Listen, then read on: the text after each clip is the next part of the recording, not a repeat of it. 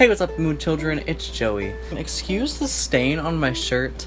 I really don't know what it's from. So, this video is one of the first in a big series. A lot of you guys have been asking me to do herbalism videos, and I decided that today was the perfect time to do so. I also apologize for the lighting in this video because it's artificial.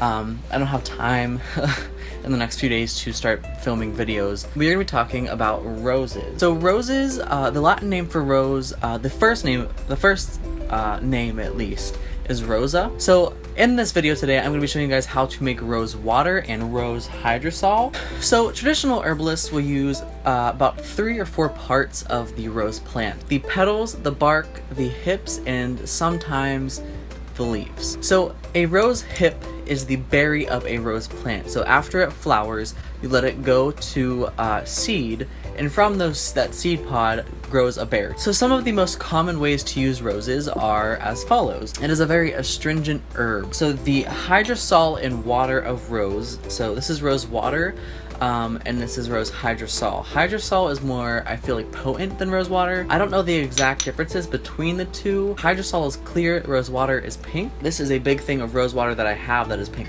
It's being charged by a rose quartz. These herbs can be used sprayed on your skin, sprayed on a wound to tighten the skin. Whenever you spray it on your face, it tones your face, it'll restore the color in your face, it'll balance the color in your face as a toner. It also heals wounds, so if you have acne scars, you can spray it on that spot, you can dab it on that spot to help with the healing of those scars. It is also known as an aphrodisiac. The rose, have you ever seen in movies when they sprinkle rose petals? That's partially why, is because rose petals are known both energetically and medicinally to be an aphrodisiac. So I know I take baths that have some self-healing energy in them, and I will use those literally medicinally as a love herb. Roses, mainly rose hips, are anti-scorbutic, which means that they have a ton of vitamin C. The rose hips, just a factoid for you, a single cup of rose hips is equal in vitamin C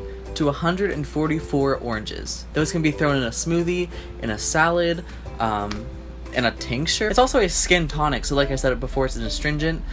It really just is a good herb for your skin. Whenever I hear the word tonic, I just think it's a good herb to use for this thing. So if you think of like a bladder tonic, it's just a good herb for not a specific movement of the bladder or anything like that, but it is an herb to kind of tone and revitalize that organ and or orifice or surface of the body. So a tincture of the bark and of the petals, so the bark is just the stems pretty much, you could just throw the whole stem in there, is good for wound care. You could put it on an open wound and it will close those capillaries and arteries and veins and that are making your wound able to bleed and not allow it to continue bleeding. Not only will it stop bleeding, but it will actually really aid in the healing and the scarring or lack thereof while healing. So rose water as a facial toner and moisturizer. I am not very into facial skincare or anything like that. I don't have a skincare routine. I just kind of wash it in the shower and put the occasional lavender oil on a pimple. But rose water or rose hydrosol, either or will work. It will also help to keep it moisturized, and it will absorb the oils in your face and help to keep the moisture in so you don't produce as much oil in your day-to-day life. So the essential oil is also very, very good for skin. You can, again, put it on some pimples. Really, rose is good for skin and a few other things. The scent is really good for aid in meditation. It's also an anti-inflammatory, so whenever you have a wound, like I said, it will help with the healing of it and it will help stop bleeding, but it also take down the swelling. You can even rub it on an inflamed joint and it will help take down that inflammation. So rose honey, which is honey infused with either the berry, petal, or that's pretty much it because of the flavor, is good for sore throats. One of my favorite recipes is to use rose petals mixed with sage, mixed with lavender, and that helps with sore throats tremendously. Now that I have finished talking about roses, we're going to cut to the part where I show you guys how to make rose water and rose hydrosol. So the method that I use creates both of these things. The rose water is created by the rose petals in the water outside of the floating bowl, and the drippage system from the lid, you'll see, creates the hydrosol. So yes. So you're only going to need a few simple items, the first of which being a lid that is slightly bigger than your pot that does not have holes in it, and obviously a pot. You're going to need a rose, of course. One may not be enough, you can add more later. And this is from my garden. And the bowl, you're going to need it so it can float in the water around the petals, and some dark glass amber bottles to store the hydrosol and rose water. So you're going to add some water. I added 6 to 8 here, but 6 to 8 cups, but you may want to add less, so about 4 cups would do just as good, and it will help you get more potent water.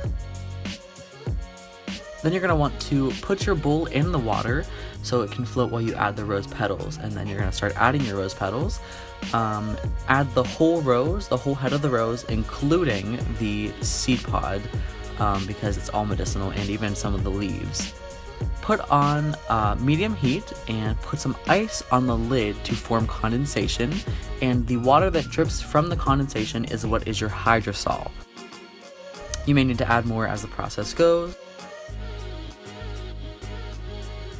Take it off of heat and take your white bowl with a pair of heat tolerant gloves and put that into a bottle that is your hydrosol. Then you're going to let your rose water cool down and then start straining the petals out of the water, and this is your rose water.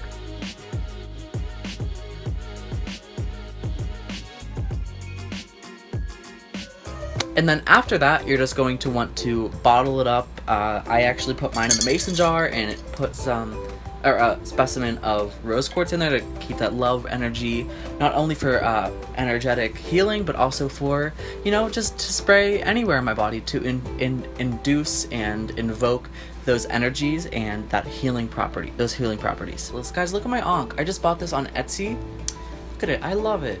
So that was my video, guys. I hope you enjoyed it. Thank you so much for watching. If you enjoyed it, please give it a thumbs up, and if you didn't enjoy it, well then I guess you're out of luck. Let me know down below what herb I should do next, and take the poll in the top left, whatever side that is. It's going to ask about the next video that you want to see. So yes, that is it. My name is Joey, and I will catch you in the next one. And remember, you know what I'm gonna say, right? Stay happy, hippie.